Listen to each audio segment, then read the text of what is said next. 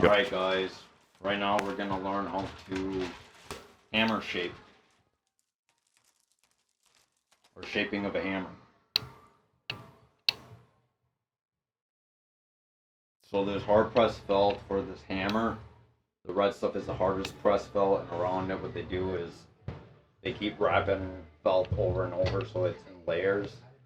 When it hits the piano or the strings, it comes in contact. That's the strike point. It'll not always be round or oval like this. It's likely to have a edge more like an angle, and you'll see the strike point there. You'll notice that there'll be 2 or 3 strings of indentations there. The whole idea is to not remove those, but to just shape it better so the piano sounds better. To be honest with you, I've never actually shaped either, but from what I learned is that you want to try to shape the hammer that doesn't make an imprint on the strike point for where the strings sit. The only reason you want to maybe shave out the strike point, and it's very hard in the treble because there's even less felt and it'll just sound too dead. And if the further you go into the hammer, and if the strike point is offset, it could damage the whipping, which is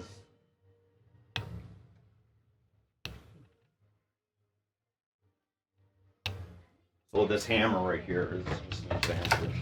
This hits in contact straight to the string, and the strike point is where it hits the string there. So this thing, if it's twisted like that at an angle, it'll strike the strings at a different site, which could damage this. It could damage the whip in here, or the jack itself. And well, not the jack, but most likely the whip in here, because as you can tell, it somewhat moves. But this could also be damaged here. So what I want to do is, typically it's on a hammer like that, so that's typically the hammer. But really what you want to do is start from the bottom and take a file. I don't know what grit this is, but you want to take the file, go up as you go. You want to try to take off the first layer. As you can see, the layer's not really coming, but you can see it coming off. And let's say the strike point's here, you want to remove yourself from going on that. So you start at the bottom, work your way out until you're able to get a layer. You'll notice that it'll start peeling, and that's the idea. I'm going to try to make a layer peel so you can see it's coming out fluff like that. But you want to try to take off the first layer. And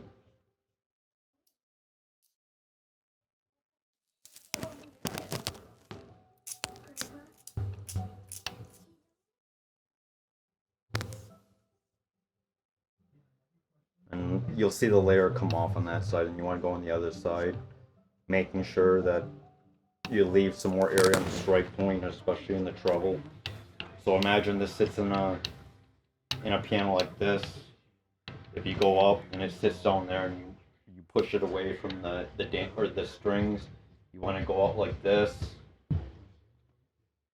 file up from both ends, and keep following it that way. And then after that, let's pretend this is a strip of sandpaper. So you just want to take strips. So you want to go along it like this, and then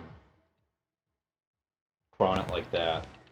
So this is a really fine grit, and then you want to go like that on that end, and on this end you want to go like that. So this video is going to be really short. I don't want to destroy this hammer since it came with my course. I never actually done any shaping hammer as well, but at least I have an idea of this. If there's anyone that has better ideas on how to shape hammers or a better technique besides going up, you never want it. So the strike point itself, if it's sitting in contact parallel to the, or not parallel, parallel to the hammer felt itself.